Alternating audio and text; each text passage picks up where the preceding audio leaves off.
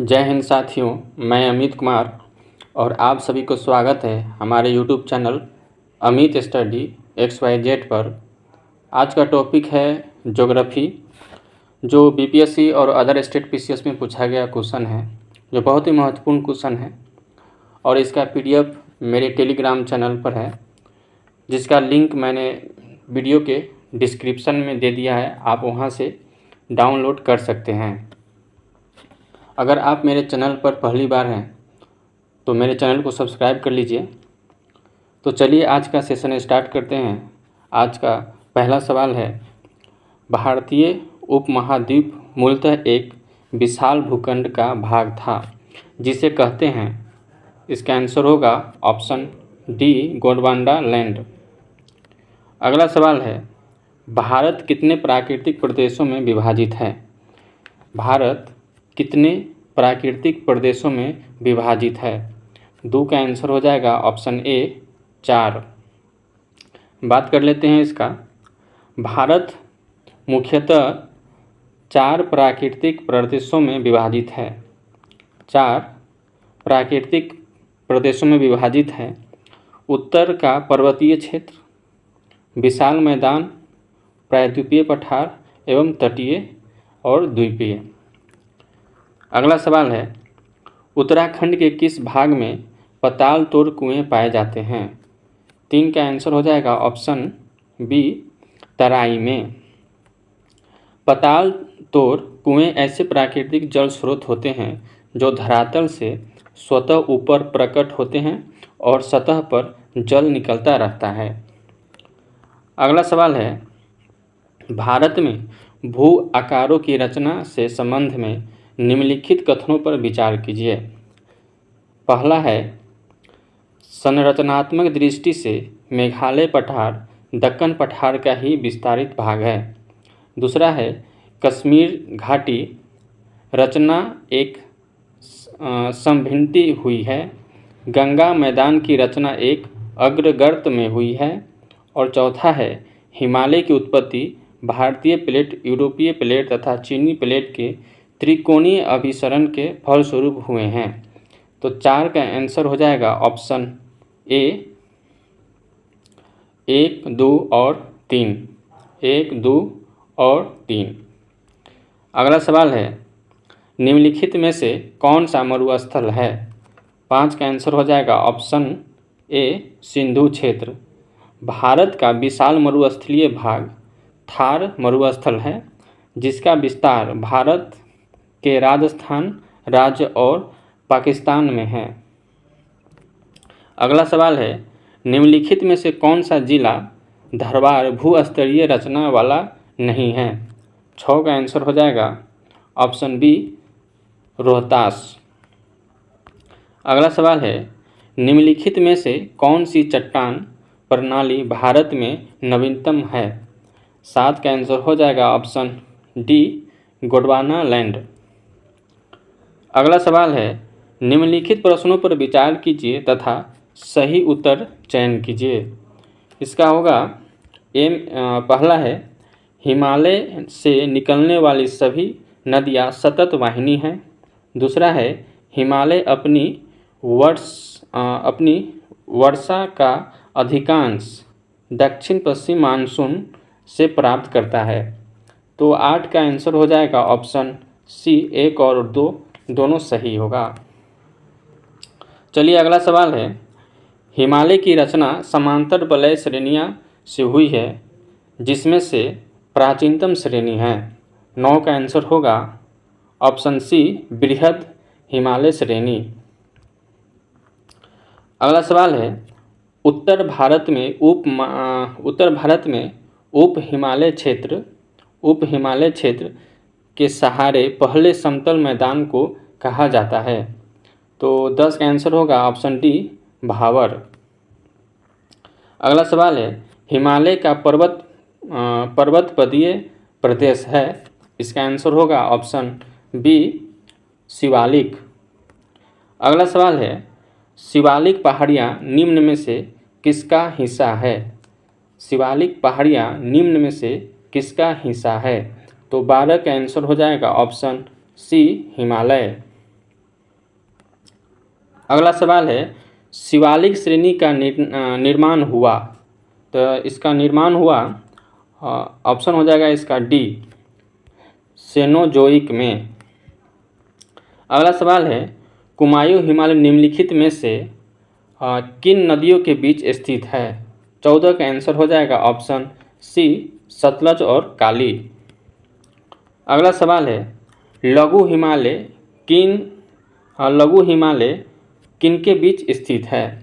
15 के आंसर होगा option B, Shivalik और महान हिमालय। कुछ महत्वपूर्ण पॉइंट है इसका, उत्तर से दक्षिण की ओर हिमालय, ट्रांस हिमालय, महान हिमालय और लघु हिमालय, शिवालिक हिमालय, उत्तर से दक्षिण की ओर।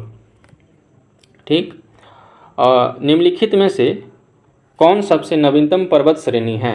16 के आंसर होगा ऑप्शन सी हो जाएगा इसका, शिवालिक।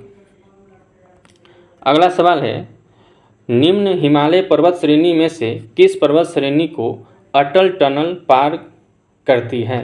17 के आंसर होगा ऑप्शन डी, पूर्वी पीर पंजाल। 17 के आंसर हो जाएगा ऑप्शन डी, पूर्वी पीर पंजाल। अगला सवाल है, भारत में निम्नलिखित में से कौन सी श्रेणी नवीनतम है? 18 के आंसर होगा ऑप्शन सी, हिमालय श्रेणी। अगला सवाल है, हिमालय के किस भाग पर करेबा भू आकृति पाई जाती है? 19 का आंसर होगा ऑप्शन डी, कश्मीर हिमालय। अगला सवाल है, कैलाश पर्वत निम्न में से किस क्षेत्र में अवस्थित है? इसका आंसर होगा ऑप्शन 20 का हो जाएगा ऑप्शन बी, तिब्बत। चलिए अगला सवाल है, निम्नलिखित में सबसे प्राचीनतम पर्वत श्रृंखला कौन सी है? 21 का हो जाएगा ऑप्शन बी, अरावली। अरावली श्रेणी किस राज्य में स्थित है? इसका आंसर हो जाएगा ऑप्शन ए, राजस्थान। चलिए अगला सवाल देखते हैं, देश में निम्नलिखित में से कौन सा भौगोलिक क्षेत्र सबसे प्राचीनतम है? 23 का आंसर हो जाएगा ऑप्शन सी, भारतीय प्रायद्वीपीय पठार। अगला सवाल है, दक्षिण भारत की सबसे ऊंची चोटी है, तो दक्षिण भारत की सबसे ऊंची चोटी हो जाएगा ऑप्शन ए, अनाईमुड़ी। चलिए अगला सवाल देखते हैं, भारतीय प्रायद्वीपीय की सबसे ऊंची चोटी है। 25 का आंसर हो जाएगा ऑप्शन बी, अनाईमुड़ी। 26 नंबर सवाल है, नर्मदा एवं ताप्ती नदियों के मध्य स्थित है। 26 का आंसर हो जाएगा ऑप्शन बी, सतपुरा श्रेणियाँ। अगला सवाल है, निम्नलिखित किस पहाड़ी पर पूर्वी घाट पश्चिमी घाट से मिलता है? तो इसका आंसर हो जाएगा 27 का सी, नीलगिरी पहाड़ियाँ। ये पूर्वी घाट और पश्चिमी घाट जो मिलती है।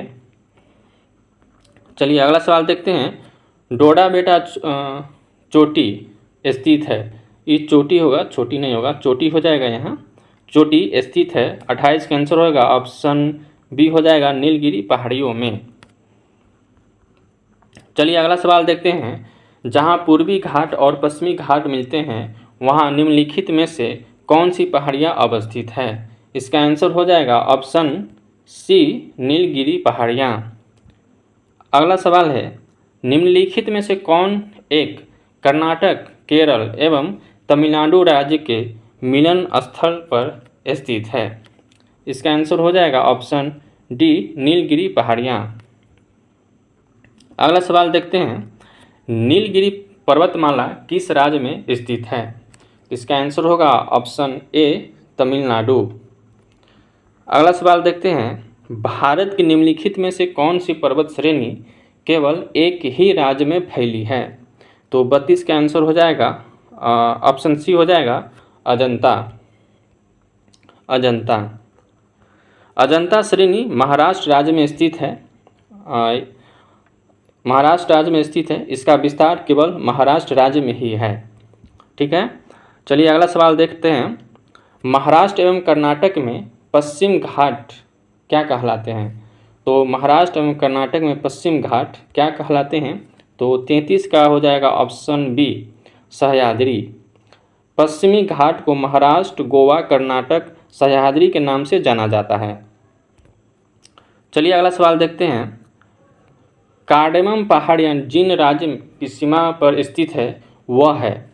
34 का आंसर हो जाएगा ऑप्शन सी, केरल एवं तमिलनाडु। केरल एवं तमिलनाडु के सीमाओं पर स्थित है कार्डेमम पहाड़ियाँ। ठीक है, चलिए अगला सवाल देखते हैं। भारत की दक्षिणतम पर्वत श्रेणी है, तो इसका आंसर हो जाएगा 35 का ऑप्शन सी, कार्डेमम। चलिए अगला सवाल देखते हैं। सेब्राय पहाड़ियाँ कहाँ अवस्थित हैं? तो सेब्राय पहाड़ियाँ तमिलनाडु में है। कहाँ है? तमिलनाडु में। चलिए अगला सवाल देखते हैं। महादेव पहाड़ियाँ किसकी भाग है? तो महादेव पहाड़ियाँ, इसका आंसर हो जाएगा ऑप्शन ए, सतपुरा।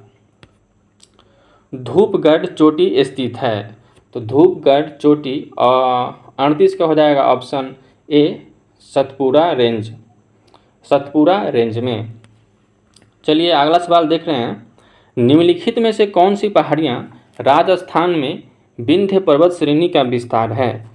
39 का हो जाएगा ऑप्शन ए, मुकुंदरा पहाड़ियाँ। चलिए अगला सवाल देखते हैं। मध्य भारत में स्थित पहाड़ियों का पश्चिम से पूर्व निम्नलिखित में कौन सी क्रम है? ठीक है, तो कहाँ से बोल रहा है? पश्चिम से पूरब। तो पश्चिम से पूरब हो जाएगा इसका 40 का आंसर हो जाएगा ऑप्शन बी, सतपुरा, महादेव, मैकाल और छोटा नागपुर। कौन है? सतपुरा, महादेव, मैकाल और छोटा नागपुर। इसका ऑप्शन बी सही हो जाएगा। चलिए आगे बढ़ते हैं। निम्नलिखित में से किस पहाड़ी पर चाय बागान नहीं है? तो 41 का आंसर हो जाएगा ऑप्शन डी, गिरनार। ये गुजरात में है, पहाड़ियाँ गुजरात में है, गिरनार। इस पर चाय के बागान नहीं है, बाकी ये तीनों में है। ठीक है, अगला सवाल है। भारत के सर्वोत्तम पर्वत चोटी कौन सी है? तो 42 का आंसर हो जाएगा option A, K2, Godwin Austen. ये भारत के सर्वोच्च चोटी है। ठीक है, अगला सवाल है।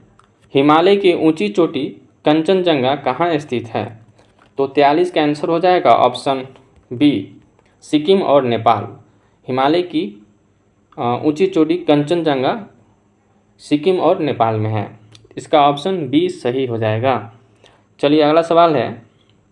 नंदा देवी चोटी निम्न में से किसकी है? तो नंदा देवी चोटी निम्न में से किसकी है? तो इसका आंसर हो जाएगा 44 का ऑप्शन बी, गढ़वाल हिमालय का भाग है। 45 नंबर क्वेश्चन है। नंदा देवी स्थित है किस राज्य में? तो 45 का आंसर हो जाएगा ऑप्शन बी, उत्तराखंड में।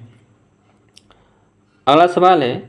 गुरु शिखर पर्वत चोटी कौन से राज्य में अवस्थित है?